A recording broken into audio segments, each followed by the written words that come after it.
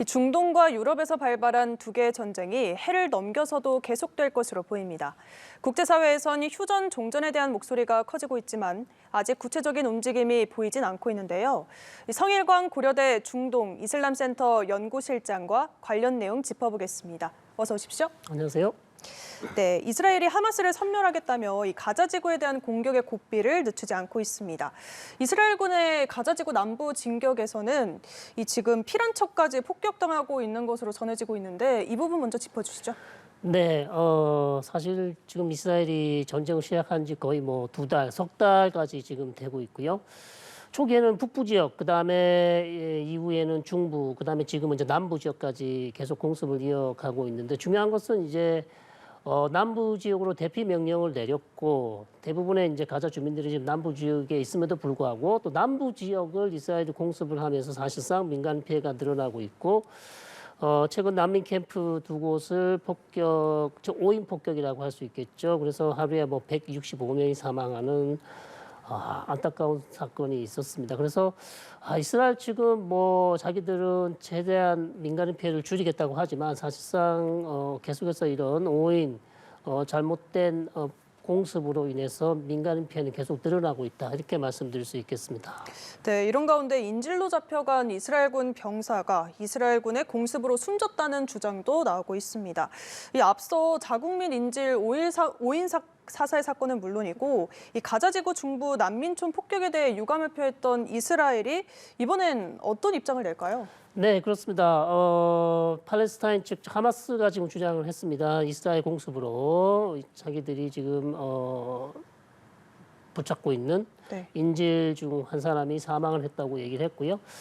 그러나 이스라엘 측은 아직 이 부분에 대해서 아무런 반응을 내놓지 않고 있습니다. 사실상 이거는 이제 이스라엘 군이 더 확인을 좀 해봐야 되는 상황이고 앞서 이달 중순에 이스라엘 군인들이 5인 사살을 해서 인질 3명이 사망하는 사건이 있었습니다. 그래서 이스라엘 측은 지금 또 자칫하면 자국민 인질을 살해하는 5인에서 사살할 수 있는 그런 지금 위험에 처해 있기 때문에 지금 작전을 상당히 느리게 그다음에 조심스럽게 작전을 전개하고 있는 것으로 그렇게 알려져 있어서 이번에도 만약 이것이 사실로 드러난다면 사실상 이스라엘 군에게는 상당히 도덕적인 타격도 있을 것으로 그렇게 판단됩니다. 네, 이 전쟁이 2달 넘게 이어지면서 이 피난민들의 상황도 좀 심각해지고 있습니다. 이 가자 지구엔 식량 등 일부 구호품이 반입되기도 했지만 그 양은 정말 제한적이었잖아요. 그리고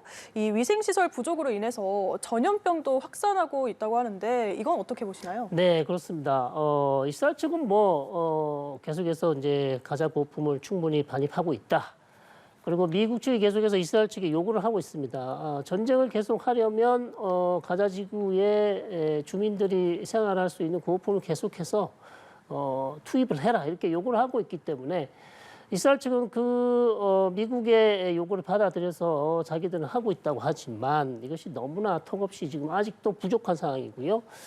그리고 지금 그 지역은 겨울이고 이제 우기다 보니까 비가 많이 내리고요. 그렇다 보니까 이제 위생 시설 안 좋고요. 그다음에 배수 시설도 잘 안 돼 있고요. 그러다 보니 이제 환경 자체가 전염병이 확산될 수 있는 상당히 그런 어려운 그런 환경이다 보니 상당히 어려운 상황이고 거기에다가 이스라엘의 공습으로 해서 가자지구 인프라가 거의 70% 이상 손실이 왔다고 합니다. 의료, 통신 할 것 없이 그렇기 때문에 지금 사실상 가자지구는 상당히 어려운 상황이다. 그래서 계속해서 구호품이 들어가지 않는다면 상당히 큰 인도주의적 위기가 올 수도 있다 이렇게 말씀드릴 수 있습니다. 이 미국은 이스라엘의 줄곧 저강도 전쟁 전환 요구를 계속 해왔잖아요. 이 두 나라 국방장관이 전면적 전투에 이은 안정화 단계에 대한 준비를 논의하기 시작을 했습니다.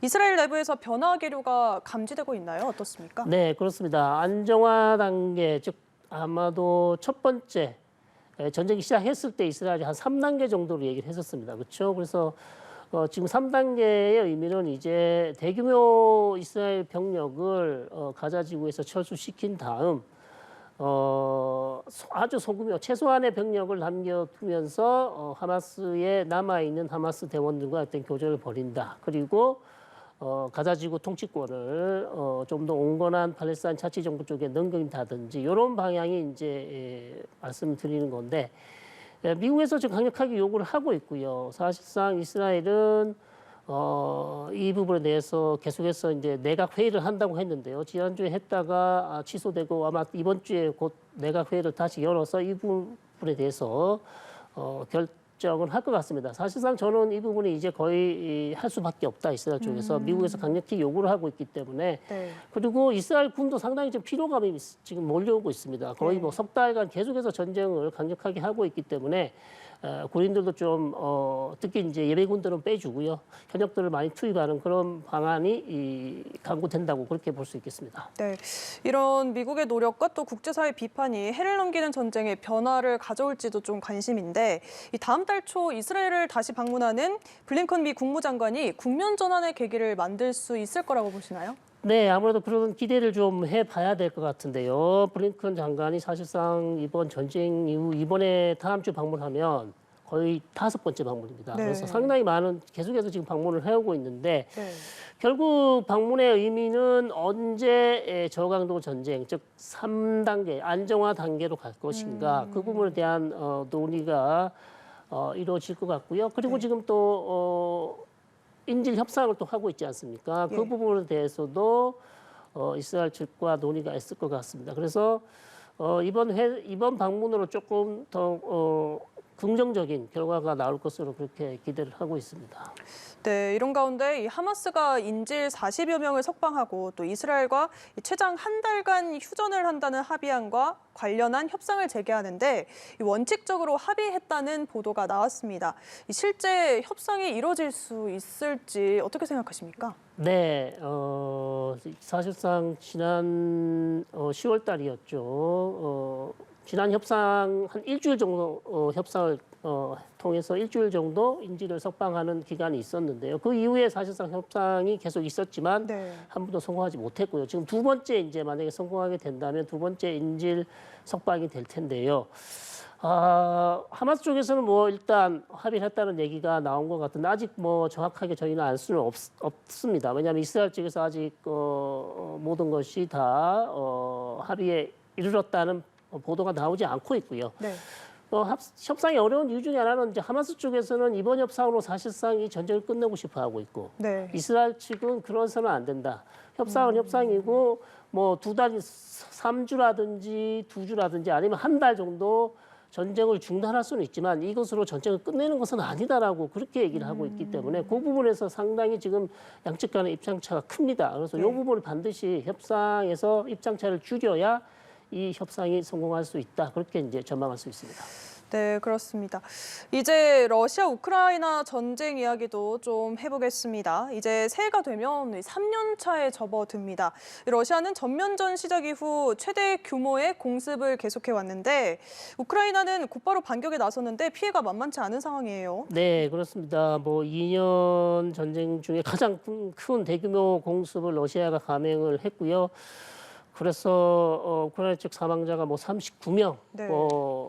미사일하고 로켓해서 뭐 100여 발을 지금 우크라이나 주요 도시에 쏟아 부었습니다. 그래서 여기에 대해서 또 우크라이나는 또 그다음 30일이죠. 바로 또 반격을 가해서 우크라이나 국경 가까운 도시, 즉 러시아 도시에 또 미사일을 쏘는.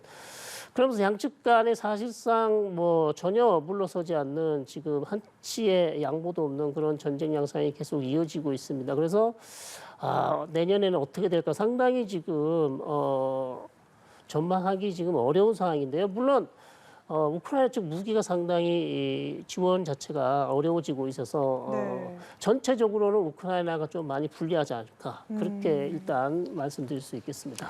예, 또 공습 여파로 러시아의 미사일이 나토 회원국인 폴란드 영공을 침범한 정황까지 드러났습니다. 러시아는 우크라이나가 국제적으로 사용이 금지된 집속탄을 사용했다며 유엔 안보리 소집을 요구했는데요. 이 부분은 어떻게 보시나요? 네, 그렇습니다. 이번 공격에 특별히 이제 폴란드 폴란드 영공을 통과한 것으로 그렇게 정황이 드러나고 있습니다. 즉 러시아의 공격 미사일이 폴란드 영공을, 즉 나토 국가의 영공을 통과한 것이죠. 그래서 보통 이제 나토 국가가 공격을 받게 되면 네. 나토에 가입한 모든 국가들이 이제 힘을 합쳐서 반격을 하는 것이 일종의 이제 원칙으로 나와 있는데요. 사실상 폴란드가 큰 피해를 입지는 않았기 때문에 그런 어떤 나토가 나서서 러시아와 어떤 교전을 하는 것 같지는 않고요. 네. 그리고 또 유엔 안보리 소집을 요구했지만 이것은 사실 안보리에서 미국이 즉 반대를 할 것이기 때문에 안보리까지 갈 사안은 아니다. 저는 이제 그렇게 말씀드릴 수 있겠습니다. 네, 이 우크라이나에 대한 서방의 군사와 재정 지원 기조에 빨간불이 켜진 가운데 우크라이나가 이 대반격은커녕 영토를 더 많이 뺏기는 상황에 처하는 최악의 시나리오까지 나오고 있습니다. 이 서방은 우크라이나 지원 재개를 촉구하고 있는데 언제쯤 종전 협상이 가능할 것으로 보시나요? 그렇습니다. 빨리 종전이 되는 것이 사실상 이 전쟁을 빨리 마치는 것이고 양측의 피해를 줄일 수 있는 가장 좋은 방안인데요. 사실상 종전 얘기는 지금 일부 언론들이 보도를 하고 있지만 바이든 대통령이나 젤렌스키 대통령의 입에서는 아직도 종전 얘기는 나오지 않고 있는 그런 네. 상황이 상당히 지금 안타까운 상황이고요. 문제는 이제 아까도 말씀드렸지만 우크라이나에게 제공하기로 했던 EU의 무기라든지 아니면 그다음에 미국 측에서 제공하기로 했던 어떤 무기 지원이 지금 미국은 공화당의 반대로 의회 통과를 못하고 있는 상황이고 예. EU에서도 일부 국가가 반대를 하고 있어서 지금 포탄 100만 발을 주기로 했는데 그것도 역시 지금 불투명한 그런 상황이기 때문에 현재로서는 젤렌스키 대통령, 우크라이나 상당히 지금 탄약이 부족해서 공격을 제대로 하지 못하는, 방어도 제대로 하지 못하는 그런 상황이라고 합니다. 그리고 영토의 거의 17%가 이미 러시아에 지금 넘어간 상황이고요. 네. 그다음에 생산할 수 있는, 노동력에 참가할 수 있는 젊은 인력들도 상당히 많이 사망을 하거나 지금 전쟁 중에 있어서 국가 전체에 지금 상당히 어려움이 있습니다. 그래서 제가 볼 때는 이 무기만 계속 대주고 아무것도 그냥 이겨라. 좀 우크라이나가 이겨라고 응원만 하고 있는 그런 상황이기 때문에 사실상 이 전쟁은 제 생각에는 빨리 협상을 주선해서 양측이 이 전쟁을 빨리 끝낼 수 있는 방안으로 가야 된다. 저는 이제 그렇게 말씀드릴 수 있겠습니다. 네, 지금까지 성일광 고려대 중동 이슬람센터 연구실장과 이야기 나눠봤습니다. 오늘 말씀 감사합니다. 고맙습니다.